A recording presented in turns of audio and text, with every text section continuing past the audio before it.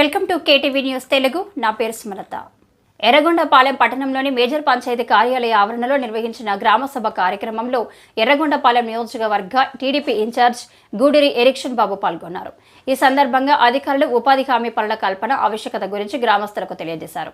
Erection బాబు మాట్లాడుతూ గ్రామాల అభివృద్ధిలో ప్రతి ఒక్కరు కృషి చేయాలని కోరారు. ఉపాధి హామీ పనుల్లో ప్రతి ఒక్కరికి పని కల్పించే విధంగా చర్యలు తీసుకోవాలని, గ్రామాల్లో రోడ్లు, మౌలిక వసతుల కల్పనపై తన సాయశక్తులు పనిచేస్తే నియోజకవర్గం అభివృద్ధికి కృషి చేస్తారని తెలిపారు. కార్యక్రమంలో వివిధ శాఖల అధికారులు, టీడీపీ, జనసేన, బీజేపీ నాయకులు, గ్రామ ప్రజలు పాల్గొన్నారు.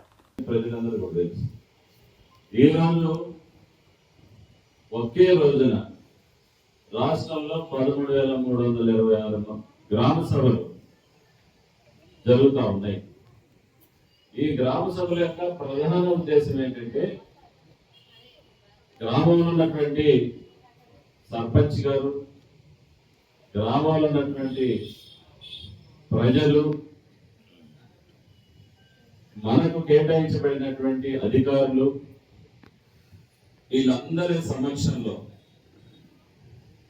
రాబోయేటువంటి 5 సంవత్సరాల కాలంలో మనం ఈ గ్రామానికి ఏం చేస్తే అభివృద్ధి చెందుతుందనే ఒక ఆలోచన తీసుకొని గ్రామస్తుల ద్వారా, ప్రజల ద్వారా, ఈ గ్రామంలో పెద్దల ద్వారా ఆ అర్జీలన్నింటినీ స్వీకరించడం, ఆ అర్జీలు రూపంలో వచ్చినటువంటి ప్రతి పనిని క్రమ పద్ధతిలో, ప్రాధాన్యత క్రమంలో వాటిని మనం పూర్తి చేసుకోవడం అనేది ఈ గ్రామ సభ ప్రధాన ఉద్దేశం.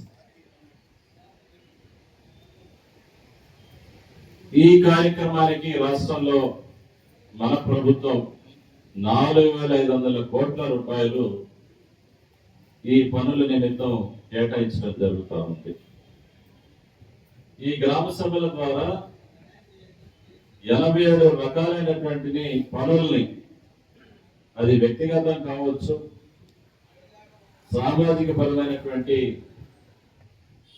పనులు కావచ్చు, పొలాలకు సంబంధించినటువంటి పనులు కావచ్చు, వీటన్నిటిని కూడా గుర్తించి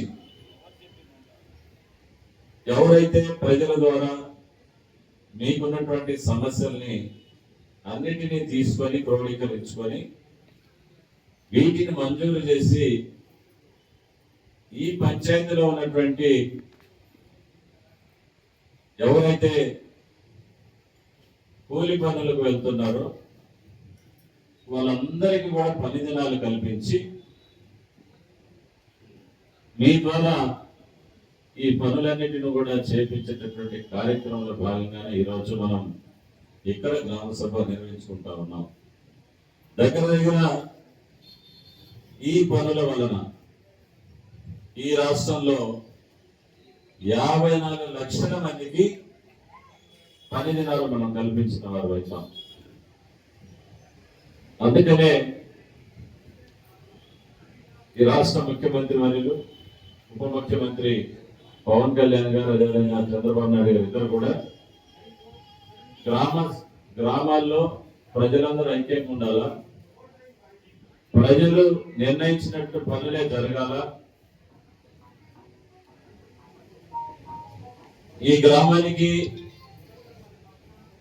అతి త్వరలో ఏ పని చేపడితే ప్రజలు సంతోషిస్తారు, హర్షిస్తారని వాటిని గుర్తించి మొట్టమొదటిగా టేకప్ చేసి పనులు చేసేటటువంటి బాధ్యత ఈ యొక్క గ్రామ సభది.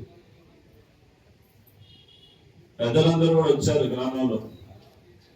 మీ గ్రామానికి ఏం కావాలనేది మీరు అర్జీల రూపంలో ఇవ్వచ్చు. ఈ గ్రామ సభ తీర్మానం చేస్తూ ఉంది, ఈ గ్రామానికి పలానా చోట సిమెంట్ రోడ్డు కావాలి, పలానా చోట సైడ్ కాలువలు కావాలి, పలానా చోట చిల చెట్లని వాటిని తొలగించాలి, పలానా చోట శ్మశాన వాటికి ఉంది, దాని కాంపౌండ్ వాల్స్ కట్టించుకోవాలి,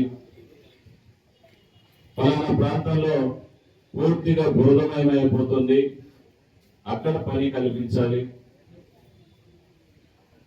రైతాంగానికి మా పొలాలలో రాళ్ళు ఎక్కువ ఉన్నాయి, వాటిని మేము ఏరు వేసుకోవాలంటే ఎన్ఆర్జీఎస్ నరేగా ద్వారా ఉపాధి పనుల ద్వారా వాటిని మనం తీసుకోవచ్చు.